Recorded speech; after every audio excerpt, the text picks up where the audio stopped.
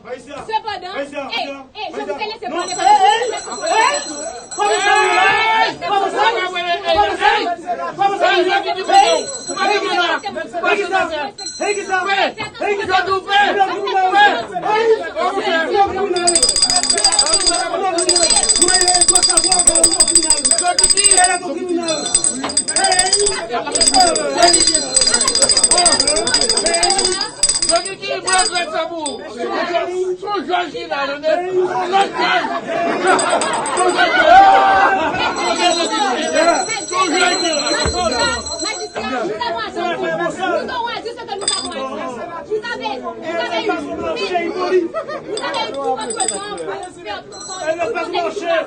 Ça suffit. Maintenant, vous vous appelez. Je me suis assise pendant combien de temps pour vous écouter dire n'importe quoi. Ça suffit.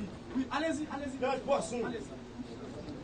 Magistrat, nous sommes ici, nous avons été patients. Nous avons laissé ces anciens sénateurs faire part de tous les moyens hauts et bas pour essayer de s'agripper à une réalité qui n'existe plus. Maintenant, c'en est assez. Magistrat, nous avons laissé ces sénateurs-là parler ces anciens sénateurs parler pendant tellement longtemps parce qu'ils ont décidé que vaut mieux vivre dans les limbes que dans la réalité. Ils sont restés dans les limbes depuis ce matin. Parce que tant qu'on parle, on est dans les limbes et accepter la nouvelle réalité que vous n'êtes plus sénateur, vous n'avez pas à l'accepter. Maintenant, le moment est venu. Jean-Georges a parlé, attention.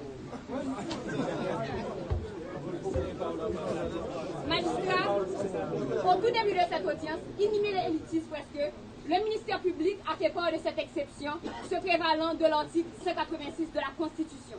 Il s'agit d'une exception que nous autres, du Conseil de la Défense, avons tenté de présenter au tribunal, mais nous avons jugé bon, nous avons obéi aux ordres de votre auguste tribunal et nous nous sommes assis. Cependant, le ministère public a jugé bon d'insister dans l'objectif d'économiser le temps de la justice, le temps de ce tribunal et de ne pas faire part au plaisanteries et aux caprices de ces anciens sénateurs. Cependant, ils ont quand même eu l'opportunité de faire part de toutes les élucubrations depuis ce matin. Nous avons respecté la décision de votre tribunal qui a été extrêmement patient avec eux. Donc ici, ils veulent parler de déni de justice, soi-disant. Où est le déni de justice? Ce tribunal a été trop patient. Mais malheureusement, ce que vous avez fait, monsieur les anciens sénateurs, du palais législatif, vous ne le ferez pas du palais de justice. Ils ont fait peur, ils ont fait allusion, magistrat, au fait que...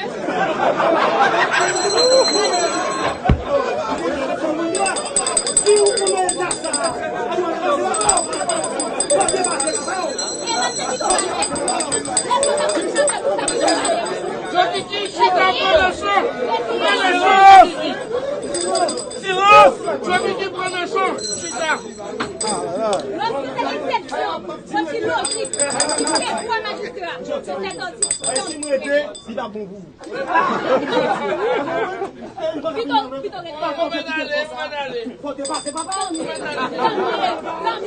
Merci.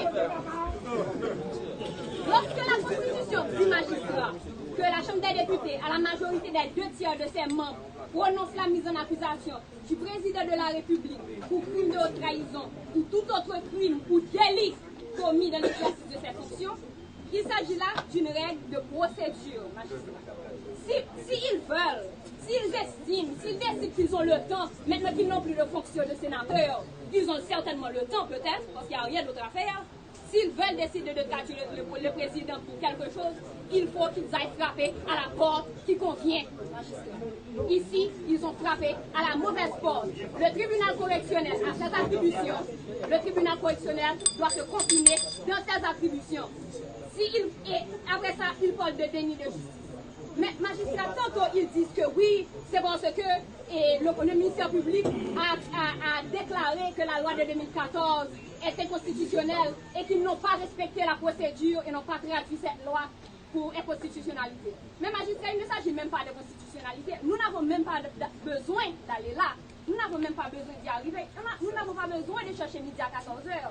Parce que, est-ce que cette loi de 2014 dit que nous abrogeons la Constitution, nous voulons faire fi de la Constitution et que toutes ces histoires doivent être traduites devant les attributions correctionnelles du tribunal de première instance? Non!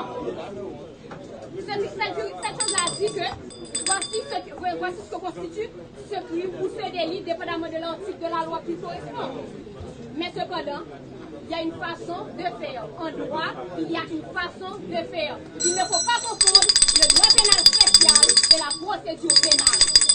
Et aujourd'hui, nous avons entendu beaucoup de métaphores basées sur les études de droit. Silence, s'il vous plaît. Voici deux cours bien distincts en droit qui certes font appel à la notion du droit pénal, mais nous avons le droit pénal spécial et nous avons la procédure pénale. Ici, il s'agit d'une question qui a trait à la procédure, et la procédure veut que si quelqu'un décide, libre à eux de penser que le président a commis une infraction, il faudrait d'abord qu'elle soit constitutive d'une infraction. Il faut respecter la marche à suivre. Dans ce cas-ci, c'est-à-dire la mise en accusation par la Chambre des députés. Le Sénat se traduit en haute cour de justice. Si le Sénat, le juge en ce sens, déclarait que le président aurait commis une infraction, ce qui n'a pas encore été établi, et ensuite, s'ils veulent, après que tous ces préliminaires aient été réalisés, faire appel à l'article 289-2 de la Constitution, où éventuellement, le président qui aurait été condamné devant la haute cour de justice soit traduit devant le tribunal correctionnel ou criminel si le cas est, si c'est décidé opportun, ce qui n'est pas le cas. Mais on ne peut pas se précipiter et qu'il y aurait un déni de justice si le tribunal aujourd'hui ne condamne pas le président. Mais quand même, la Constitution avant tout, d'ailleurs, et ensuite, si on veut parler de la haute cour de justice, c'est pas un recours qui est opérationnel parce qu'il n'y a plus de députés et de sénateurs. Je vous dis, monsieur les anciens sénateurs, je vous dis, Nemo, Audito, William, tout du même, allez, nul ne peut profiter de sa propre turpitude. Nul ne peut profiter de ses propres erreurs. Vous faites un état dans cette citation d'événements qui datent de 2018. Vous étiez sénateur en 2018. Qu'avez-vous fait? Rien. Donc maintenant, vous profitez parce que vous n'avez plus la scène du palais législatif.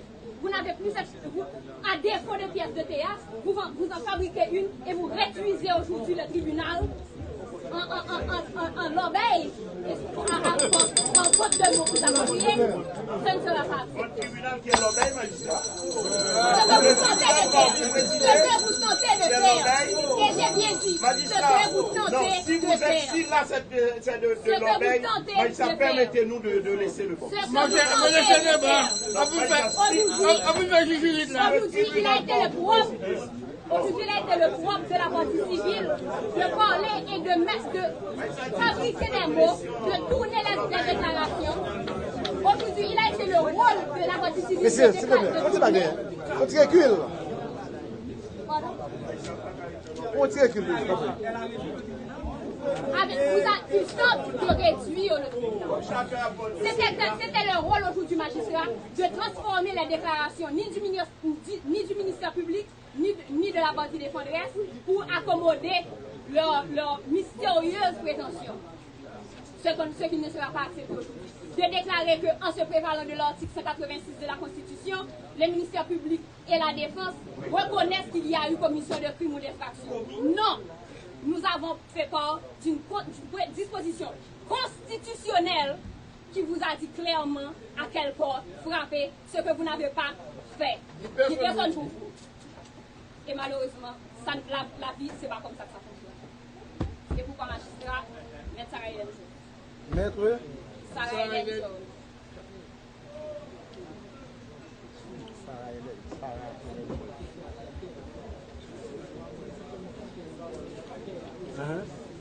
Attendu que l'article 186 de la Constitution, ou de préférence les articles 185 et suivants de la Constitution, trace la marche à suivre, clairement, la marche à suivre.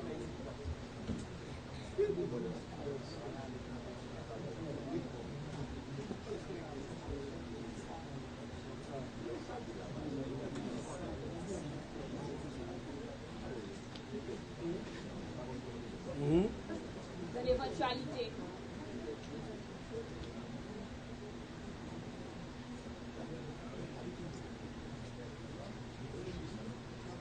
de la poursuite du président de la République.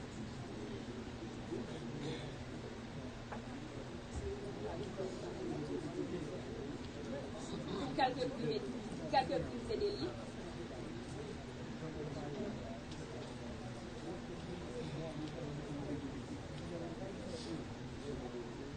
Attendu que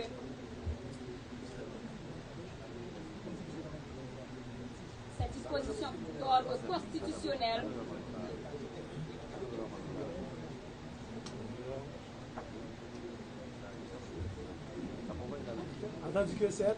cette disposition d'ordre constitutionnel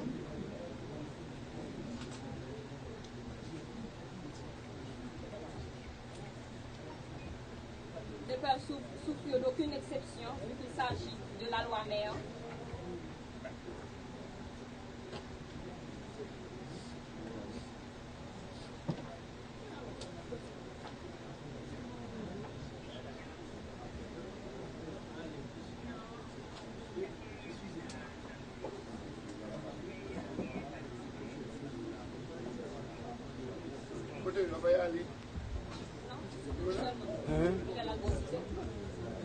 La loi mère.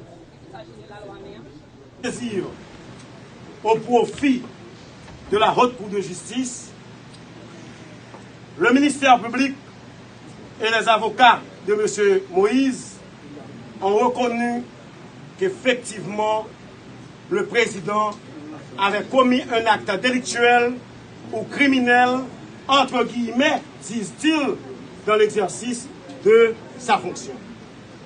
Mes confrères vont définir pour vous, Maïsra, ce qu'est la fonction du président de la République au regard de la Constitution.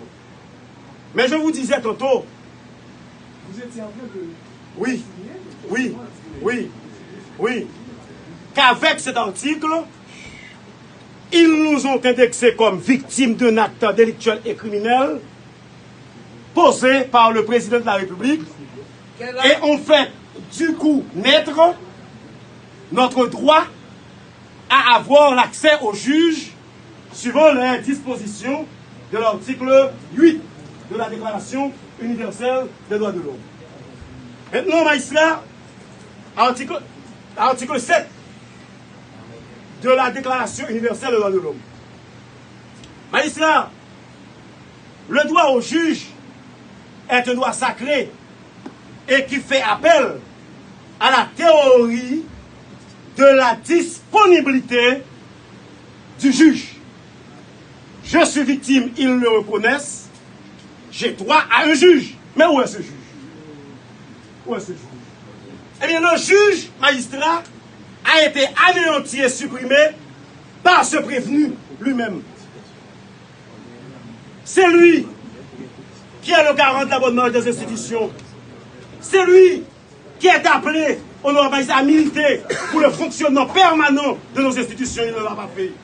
Et c'est lui qui a tweeté le 13 janvier 2020 pour dire qu'il a constaté la caducité du Parlement.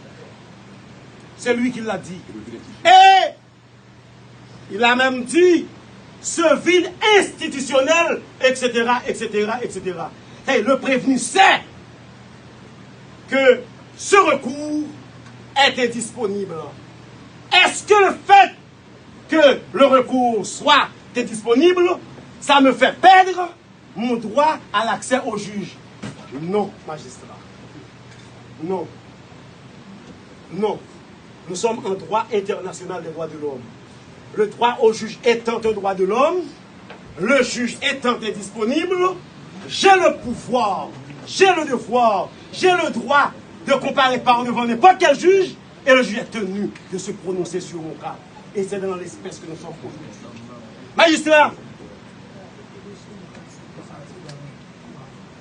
ce n'est pas votre tribunal qui va être le premier à le faire.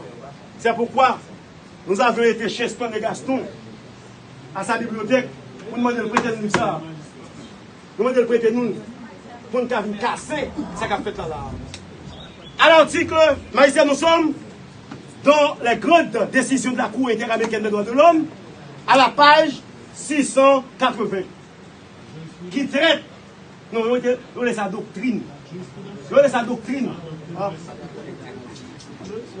Effectivement, il faut que l'école du Barreau, comme on passe où est l'école du Barreau. Qui dépasse la loi, qui dépasse les Magistrat, il y a ce qu'on appelle en droit international des droits de l'homme, le droit à un recours effectif.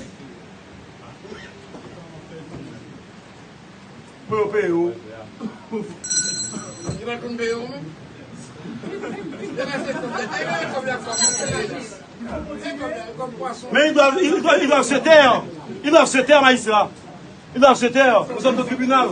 Nous vous respectons, magistrat.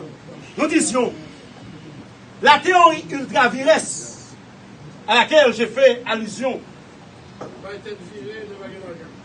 Tête virée. Regardez un avocat. Vous dites ultra-viresse. Il y a une tête virée.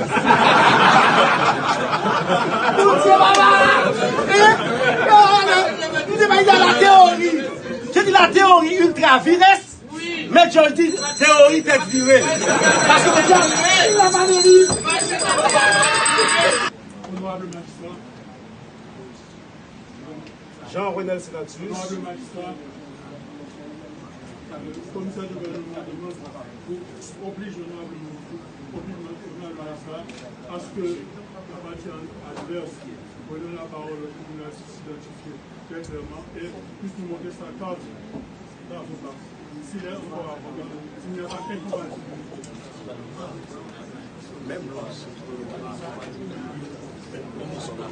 Honorable magistrat. Je peux?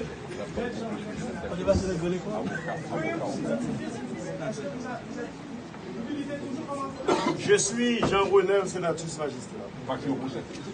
Parti opposé. Je suis Jean-Renel Sénatus, avocat en incompatibilité au barreau de Port-au-Prince, mais parti au procès. Donc, je m'identifie magistrat. Je m'identifie. Dans ma propre cause.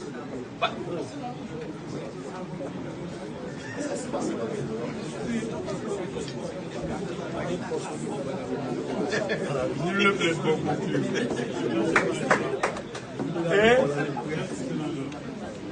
Merci sénateur. Le commissaire du gouvernement, magistrat, in litis, le commissaire du gouvernement, après avoir le ministère. Attention, taisez-vous. Magistrat, en nous remettant les cartes, le représentant du ministère public vient de déclarer merci sénateur. Je demande acte de ça, magistrat. Voilà. Oui. Maître Jean-Renel Sénatus, sénateur Jean-Renel Sénatus, plaidant de sa propre cause, vous demande la parole, magistrat, pour obtenir acte de sa constitution conjointe. La parole vous est accordée. Merci. Maître Jean-Renel Sénatus demande à sénateur de la République, plaidant de sa propre cause, plaidant de sa propre cause, demande acte de sa constitution conjointe avec le sénateur Jean-Marie Junior Salomon, plaidant encore dans sa propre cause, la pièce. Avec le sénateur Jean-Marie Junior Salomon, encore plaidant dans sa propre cause. Il y a une pièce magistrat. Il y a une pièce. Et pour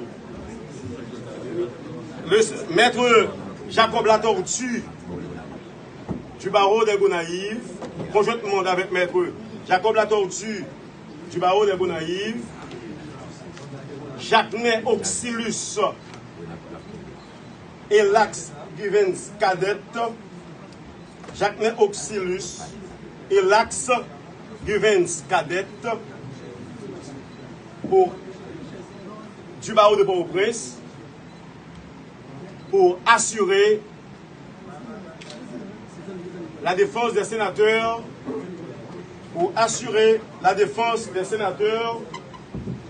Jean-Renel Sénatus,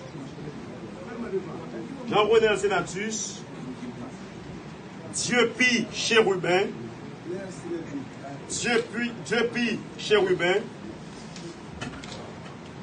Diepi Chérubin, Jean-Marie Junior Salomon, Jean-Marie Junior Salomon, dans l'affaire qui oppose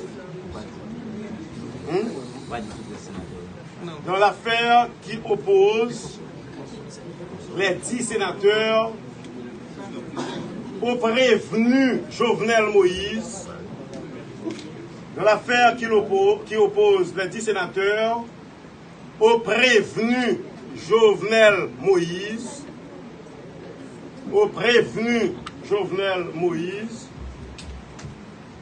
dit président de la République.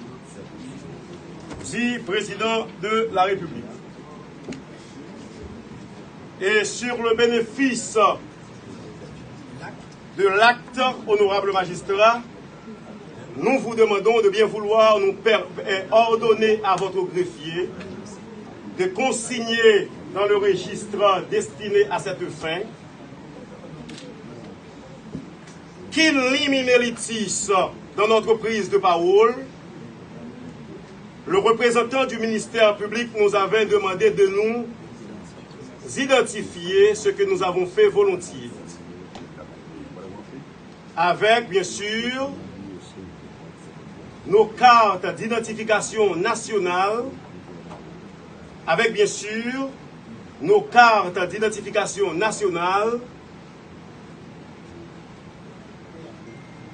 notre carte d'identification nationale et notre permis de conduire valide.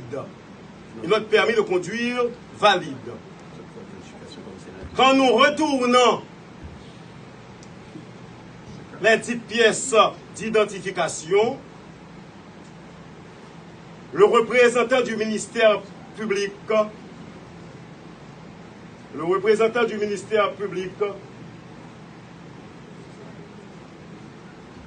a lâché, ouvrez guillemets, merci sénateur,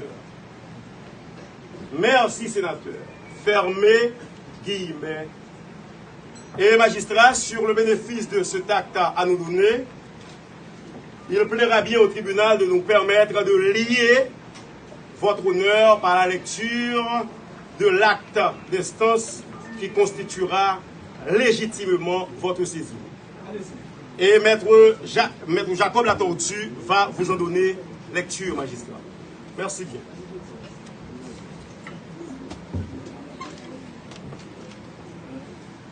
En 2020 et le 15 janvier,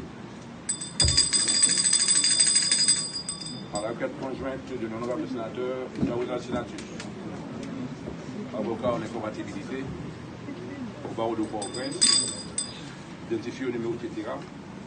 L'honorable sénateur Jean-Marie Junior Salomon, avocat en incompatibilité au barreau des Cailles, identifié au numéro etc. L'honorable sénateur du Bichéribert, pasteur identifié au numéro etc. G. Ouafé Exaï, huissier du tribunal de première instance de Port-au-Prince, demeurant domicilié, sous-signé, identifié, etc. Le présent exercice, sous-signé, signifié, donner les citations. Premièrement, au sieur Jovenel Moïse, président de la République, prévenu demeurant domicilié à Port-au-Prince, pour étant et parlant A. Deuxièmement, au prévenu Jules Charles Faustin, conseiller du président de la République, demeurant domicilié à Port-au-Prince, pour étant et parlant A. Troisièmement, au sieur Liné Balthazar, conseiller du président de la République, demeurant et domicilié à Port-au-Prince, pour étant et parlant A. Quatrièmement, au commissaire du gouvernement, près au tribunal de première instance de Port-au-Prince, en son parquet, pour étant et parlant A. Cinquièmement, au sieur Guerrier, journaliste de la radio Caraïbe, demeurant et domicilié à Port-au-Prince, pour étant et parlant A. Sixièmement, M. Gary Pierre-Paul Charles Bordeaux, demeurant et domicilié à Port-au-Prince, pour étant et parlant A. Ainsi déclaré, d'avoir à comparaître et à se trouver au tribunal de première instance de Port-au-Prince, signant en ses attributions correctionnelles, dans le délai de 3 jours francs, il y a 10 h du matin, par devant le douanier ou tout autre juge désigné à cet effet, pour connaître de l'espèce et assurer au besoin toutes les audiences subséquentes, toujours même jour, même attribution, jusqu'au jugement définitif de l'instance pour.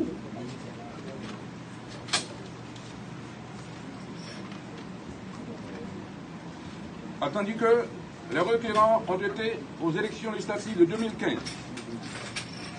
pour combler 2 tiers du siège du Sénat de la République, sur la base de l'article 94-2 de la Constitution en vigueur, qui dispose: le sénateur de la République est élu au suffrage universel, à la majorité absolue dans les assemblées primaires tenues dans les départements géographiques selon les conditions prescrites par la loi électorale.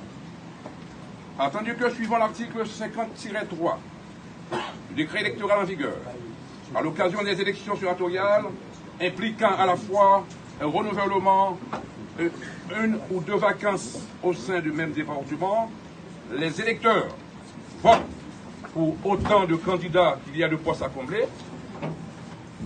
Le candidat ayant obtenu le plus grand nombre de voix reste en fonction jusqu'au dernier lundi du mois de janvier de la 6e année de son mandat.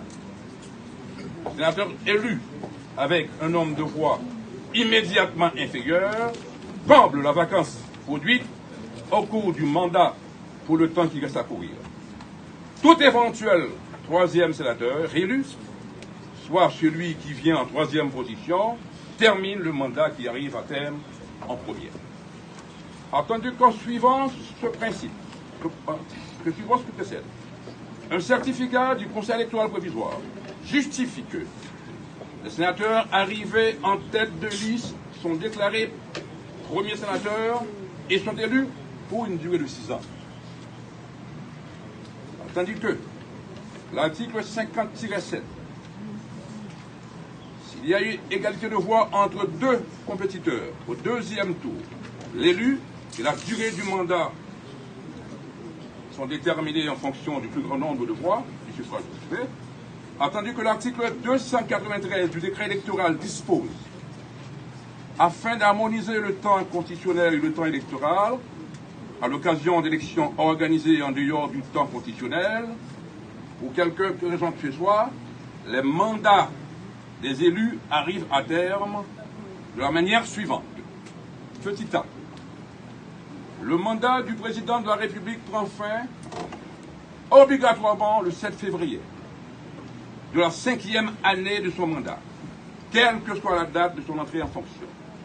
Le mandat des sénateurs prend fin le 2e lundi de janvier de la 6e année de son mandat, quelle que soit la date. Ont été rejetés par le père. C'est la République. Non, c'est sous côté. Vous devez se retendre. On va statuer sur l'exception. Oui, je connais. Des compétences. Même si on a dit non, c'est ça. Je vais reconnaître. Vous vous appliquez le tribunal. Non. C'est un procès sérieux. Et ce procès doit marquer notre histoire, magistrat. Je disais tantôt que l'article 4 de la loi de 2014, que Maître Georges n'a jamais lu dans sa vie, dispose. Non, la Constitution, oui, dispose, magistrat. Non, Dieu seulement. Texte là, on cherche. Haïtien, nous disons, toute personne, à l'article 4, au sens de la présente loi, on entend par agent public, toute personne qui détient un mandat législatif, exécutif, administratif, judiciaire, qu'elle ait été nommée ou élue, à titre permanent ou temporaire, qu'elle soit rémunérée ou non, et quel que soit son niveau hiérarchique. Ça, c'est la disposition de l'article 4. Mais ici, il y a petit monde en première année, faculté de droit comme ça pour faire. lorsqu'on contexte constitution relais, et puis même une loi ou bien un décret. Et magistrat m'a dit, moi-même j'étais à l'école. J'étais à l'école de droit, à la faculté de droit. M'étudier en première année, qui ça et m'enseigner à l'université, qui ça on doit faire. Lorsqu'on, hey, taisez-vous. Quand on demain prêt, ça arrive. Oui, taisez-vous. Maïsia, nous disions, Maïsia, lorsque yon parti râle un texte, ou même ou râle le texte, tout le monde en première année qu'on est ça la théorie de la hiérarchie des normes. Maintenant, pour implémenter procédure ça, professeur Février a dit à ministère public là, comme professeur, l'a dit à René Georges qui le droit, mais qui sont doit faire comme procédure. Magistrat, ou même, ou dans la faculté de droit, ou fait magistrature, ou qu'on est comme un procédure, et c'est troisième piège, m'attend, monsieur, là-dedans. Maintenant, magistrat, ça me fait faire qu'on est pour tout le monde qui n'a droit. D'attendre et pour gouverner.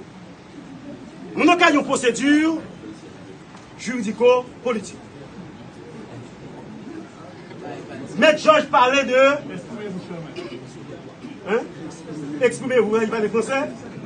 Comme si exprimez-vous, dit il parle français, quand nous ministre public. On a dit à deux langues officielles, exprimez-vous. Pas de temps parce que... Oui, mais ici, nous disons... Exprimez-vous. Maïsa, où est l'État? Si le ministère public a fait, il révoque longtemps. Vous ne pouvez pas représenter la société, vous avez dit exprimez-vous pour me parler français. Qu'est-ce que ça veut dire?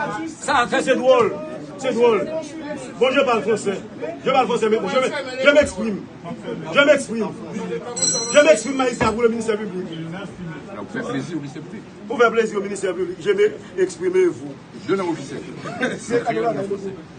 D'abord le Monsieur Maïsa, je disais tantôt que même l'étudiant en première année à l'école de droit, il sait comment entreprendre, comment engager une procédure en inconstitutionnalité de texte.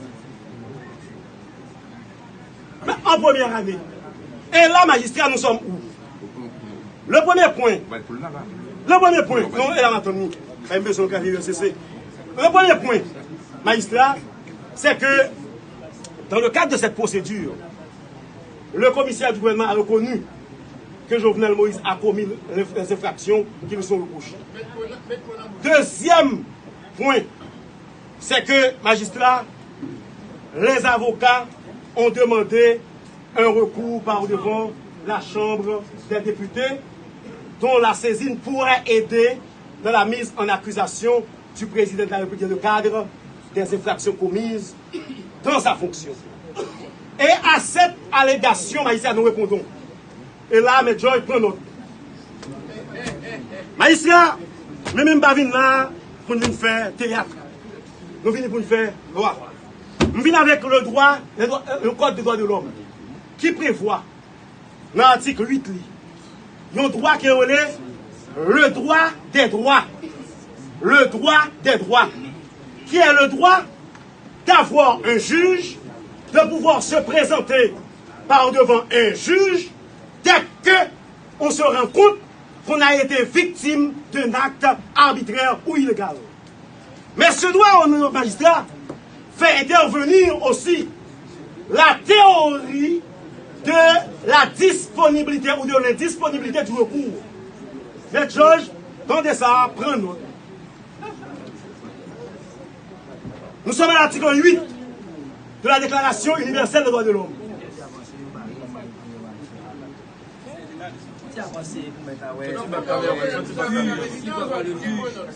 Magistrat, il a dit, magistrat, que le droit à un juge, c'est un droit de l'homme. Mais, nous allons plus loin pour développer la théorie appelée la théorie ultra-virus dans notre droit, dans notre famille de droit. Non, Maïssa,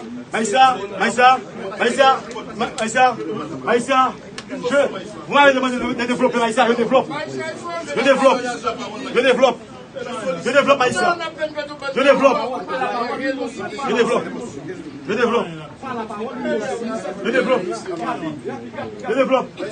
On va venir là même, je vais 3 000 livres. On va venir nous prendre livres pour nous. Nous sommes bibliothèque. Nous sommes bibliothèque 3 000 livres. Nous quittons nos parties là.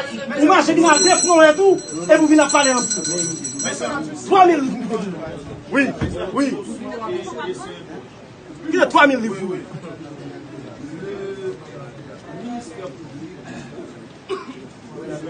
Salomon,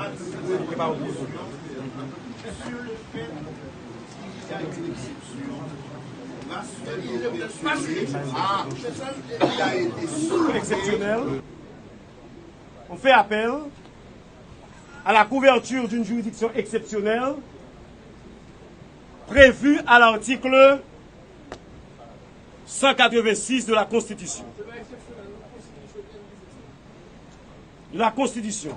On fait appel à la couverture d'une juridiction exceptionnelle,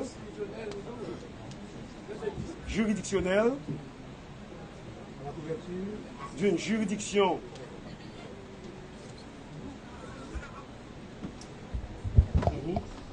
exceptionnelle, en parlant de la Haute Cour de justice. En parlant de la Haute Cour de justice. De la Haute Cour de justice. Point. Que le tribunal est saisi sous le label de l'infraction abus de fonction. Abus de fonction prévu à l'article 5.5 de la loi de 2014 sur la corruption.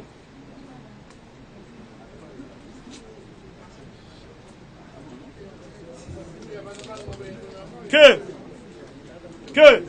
ici à Mkalo chaque jour, que l'article 4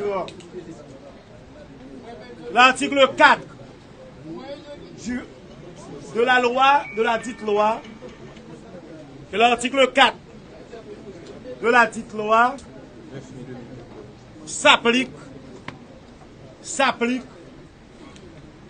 ouvrez guillemets, à tout agent public,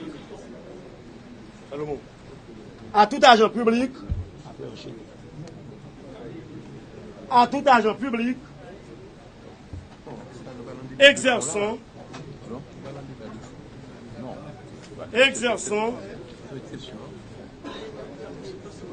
un mandat législatif,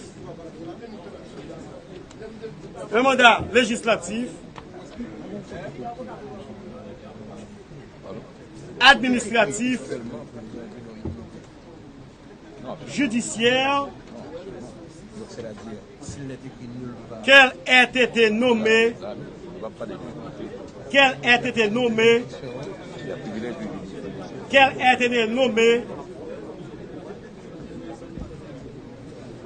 ou non,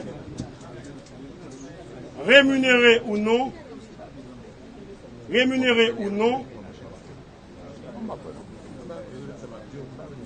et quel que soit son niveau hiérarchique. Fermez guillemets.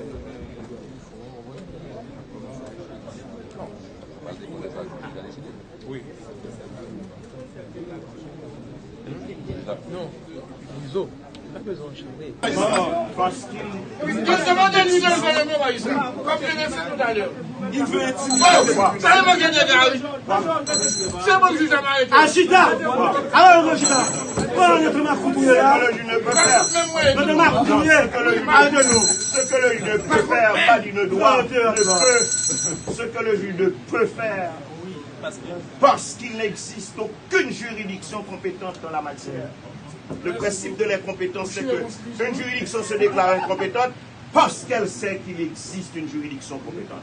Si elle ne le fait pas, et que s'il se déclare incompétent, c'est dire qu'il dit que allez-vous au diable, vous n'allez jamais avoir justice. J'ai évoqué le cas des demoiselles galantes. C'est sûr que l'adjudant n'était pas compétent, mais en circonstances exceptionnelles, il était compétent. Nous sommes dans cette circonstance exceptionnelle de l'inexistence et de l'impossibilité de prouver la route. Ça a continué. La juridiction, ce que ne peut faire. Oui, je termine. Il n'existe aucune juridiction compétente. En ce moment, tranché sur lui déjà, magistrat. C'est sous même question indisponibilité de juge ou tribunal qui était compétent dans le domaine. Sous gouvernement Alberto Fujimori au Pérou, il y a un problème magistrat côté gagné des actes terroristes qui a commis dans tout le Pérou. Et à l'époque, Pérou, dans une période difficile, parce qu'elle était en guerre. Il y a un monde qui posait un acte terroriste, l'État doit paraître devant le tribunal de droit commun, comme tout le monde, suivant le règlement, la loi qui régit ça dans le pays. Mais puisque le Pérou était en période de guerre, il a été suspendu ces droits que nous avons pu parler devant le tribunal ordinaire, parce que pas de cas fonctionner. Là, pas qu'à fonctionner. Qui tribunal seulement qui existé, c'est seulement les tribunaux, ça est la cour martiale, les tribunaux militaires qui étaient tranchés conflit dans le moment. La théorie ultra-viresse permet à citoyens qui sont victimes de droits personnels, puisque le tribunal civil n'a pas existé, et tout est pareil devant le tribunal militaire là, qui tranchait sur tout problème qu'il a gagné. Magistrat, nous, sérieux, c'est le président Jovenel qui dit que le recours par devant la haute cour de justice n'existe pas, n'existe plus. C'est lui qui a constaté comme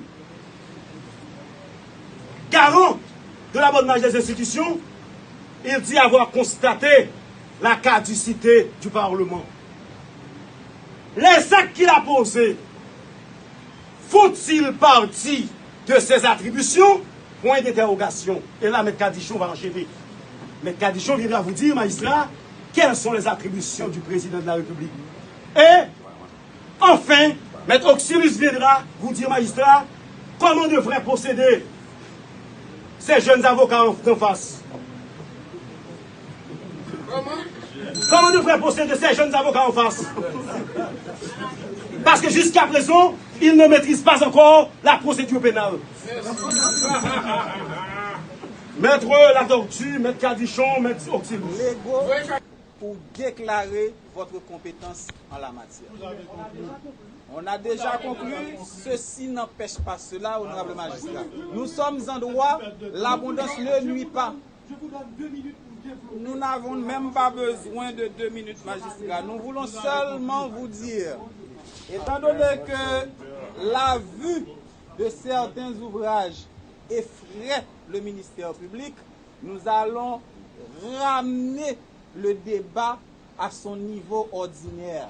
Comme il est coutumier pour lui de plaider par devant la chambre correctionnelle. Magistrat, il vous a été demandé de déclarer votre incompétence. On a évoqué pour des raisons rationnelles personnelles. L'ordre personnel, merci. L'article 155 du Code d'instruction criminelle vous dit ceci. Les tribunaux de première instance connaîtront, sous le titre de tribunaux correctionnels, de tous les délits. Je dis bien de tous les délits dont la connaissance n'est pas attribuée aux tribunaux de simple police et qui ne serait pas de nature à entraîner une peine afflictive ou infamante. Le délit... Vous te connaissez pour demander le juge l'a déclaré les compétents. L'infraction qui est reprochée au cité honorable magistrat Jovenel Moïse fait-il partie de ses attributions présidentielles? Quand nous nous référons aux articles 134, alors à la section B traitant des attributions du président de la République, honorable magistrat, qu'il s'agit des articles 136, partant des articles 136, pour aboutir et suivant, partant de ces articles, honorable magistrat, aucun de ces articles-là, permettez que je lise pour vous rapidement, comme vous m'aviez donné une minute, le président de la République, chef de l'État, veille au respect et à l'exécution de la Constitution et à la stabilité des institutions. Il assure le fonctionnement régulier des pouvoirs publics ainsi que la continuité de l'État. Qu'il s'agit de cet article-là, honorable magistrat, ou même de l'article 140 qui nous dit qu'il déclare la guerre, négocie, probablement, en lisant il déclare la guerre, il a mal compris, il a été mal conseillé. Il a déclaré effectivement la guerre. Mais telle n'était pas l'intention du législateur. Donc c'est juste pour vous dire, honorable magistrat, que parmi les articles traitant des attributions du président de la République, nulle part il n'y est figuré cette capacité de déclarer le Parlement caduc ou une partie du Parlement caduc. Donc, magistrat, ceci revient à dire qu'il s'agit bel et bien d'un délit. Que dans les conclusions insérées dans notre acte d'instance, ces conclusions-là, traditionnellement, c'est ce qu'il sait, et je le répète, vous donne compétence pour trancher cette affaire et ordonner la poursuite. Mais j'ai compris plutôt, magistrat, on n'a pas compris le niveau du débat de droit qui est en train de se faire. Et je suis certain que les uns et les autres sont venus pour ça, magistrat. Magistrat, comment comprendre que des sénateurs juristes, ils ont assigné, ils ont cité au correctionnel des prévenus parmi lesquels le chef de l'État. Alors, vous pensez qu'ils n'ont pas lu l'article 186? Magistrat, voyons ce que dit l'article 186, rapidement évoqué par la Chambre des députés, à la majorité des 2/3 et de ses voix, prononce la mise en accusation du président de la République pour crime de haute trahison ou tout autre crime et délit commis dans l'exercice de ses fonctions. Magistrat, mon attention va porter sur le participe adjectif commis. Qu'est-ce qui est arrivé? Le ministère public a dit, et les avocats des prévenus, le conseil des prévenus, a acquiescé que il y aurait justement une incompétence de la part du tribunal correctionnel. Et sur la base de quoi? Ils vous ont dit sur la base de l'article 186. Donc ils disent clairement que le crime, le délit, l'infraction est commise. C'est le participe adjectif parce que le constituant de 87 dit pour tout autre crime ou délit commis. Ici, le constituant est dans un chapitre procédural. Le constituant est dans un chapitre pénal. Auquel cas, le constituant sait de quoi il parle. Le constituant n'a pas dit crime ou délit à lui reprocher. Il dit crime et délit commis. D'où donc les avocats du président de la République, en fait, se sont lancés le coup en disant que le président de la République a commis le crime et le délit. En évoquant l'article 186. Auquel cas maintenant, quel va être le rôle du tribunal correctionnel? Le tribunal correctionnel prendra acte que les avocats du président de la République déclarent que le président de la République a commis le crime et le délit. Donc, maintenant, cette exception d'incompétence, à l'Israël de principe, mais ça vous savez, tous les juges savent que quand nous venons pas devant eux, nous sommes venus pour dire du sérieux. Qu'est-ce qui est arrivé, Il est de principe, lorsqu'un tribunal se déclarerait incompétent, parce qu'il existe le délit de déni de justice, pour qu'un tribunal se déclare incompétent, il doit lui-même savoir qu'il existe un tribunal compétent. Oui. Voilà le principe de l'incompétence. Yes. Donc, s'il n'y a pas, magistrat, si le tribunal ne sait pas qu'il existe un juge qui est compétent, magistrat, non, ça c'est. Non, là, le débat sur l'anti-niveau, il fallait s'y attendre.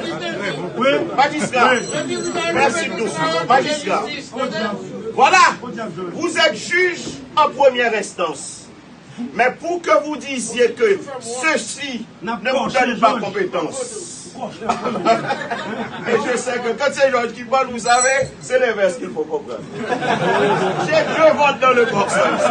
Parce que justement, oui, celui qui parle, il connaît le droit. Magistrat, et c'est ce que vous enseignez aussi. Magistrat, on a cité des jurisprudences. Il me vient à l'esprit, et je suis bien content que ce soit M. Georges qui est en face. Vous savez, lors de la guerre, je parle de l'occupation Vicky, nous sommes en France. Un adjudant avait interdit à des demoiselles galantes, il leur avait interdit de fréquenter des débits d'alcool. En réalité, dans cette situation exceptionnelle, le juge de l'interdiction n'existait pas. Yes. Vous savez, lorsque recours a été exercé, qu'est-ce qui a été dit? Oui, le simple adjudant ne serait pas compétent en temps normal et ordinaire, mais en période exceptionnelle, il est compétent. Cela veut dire quoi? Vous ne pouvez pas me causer des torts et des préjudices, sachant que la juridiction qui sera compétente pour vous juger n'existe pas. Donc, magistrat, qu'est-ce qui est arrivé? Je ne vais même pas suivre M. Georges dans cette question à votre faute ou à votre qui. Je suis dans le pilier de l'état de droit, Jacques Cheval. L'état de droit. Je suis dans le pilier de l'état de droit, magistrat, le juge. Le juge, pourquoi? Parce que les autorités politiques peuvent prendre des actes, quels qu'ils soient. Les autorités politiques pensent certaines fois, n'en déplaise au Sénat, parce que quelquefois, ils sont dans un boulevard, mais heureusement, on lira Jean-Luc Domas, Introduction à la science politique. Voilà. Jean-Luc Domas vous dit que... Jean-Luc Domas vous dit que... Si...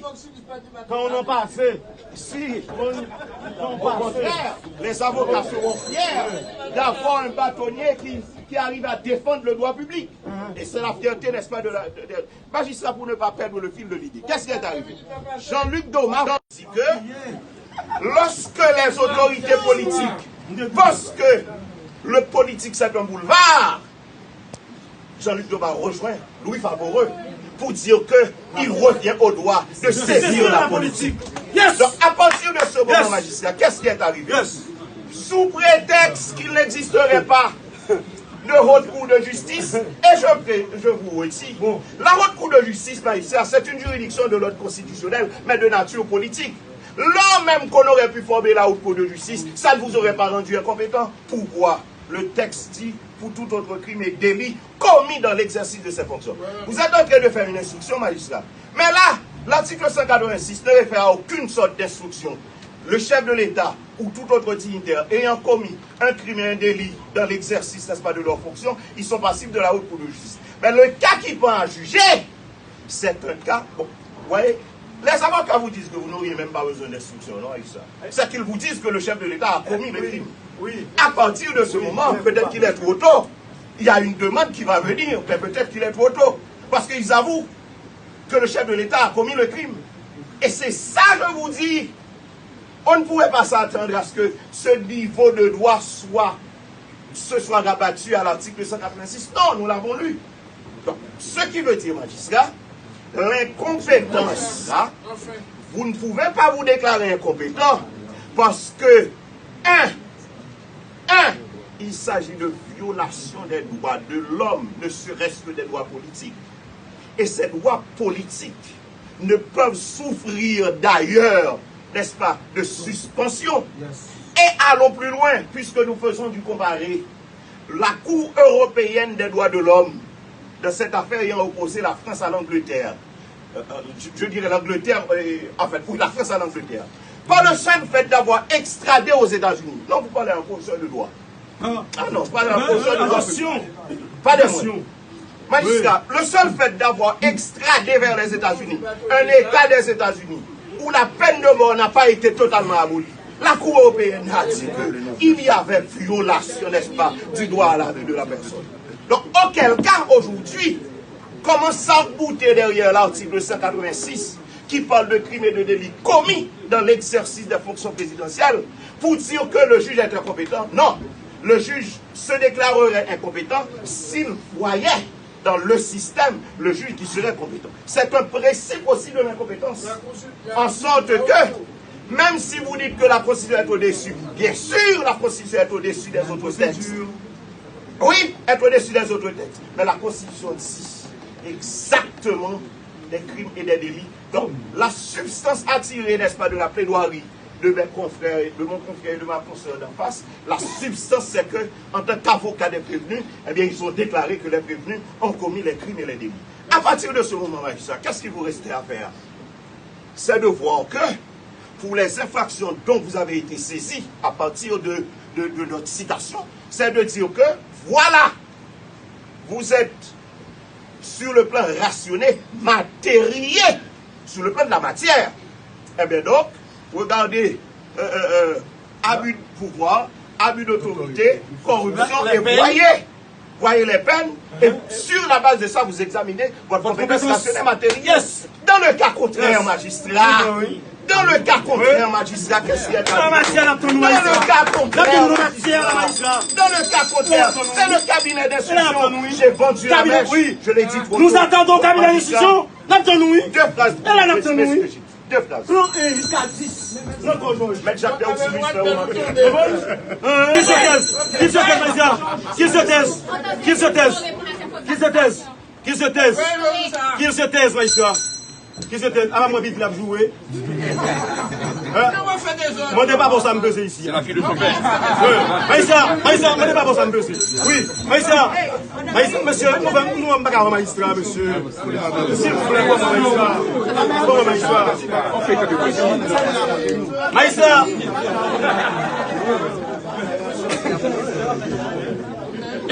Nous autres, de la partie civile, nous comprenons parfaitement bien le fourvoiement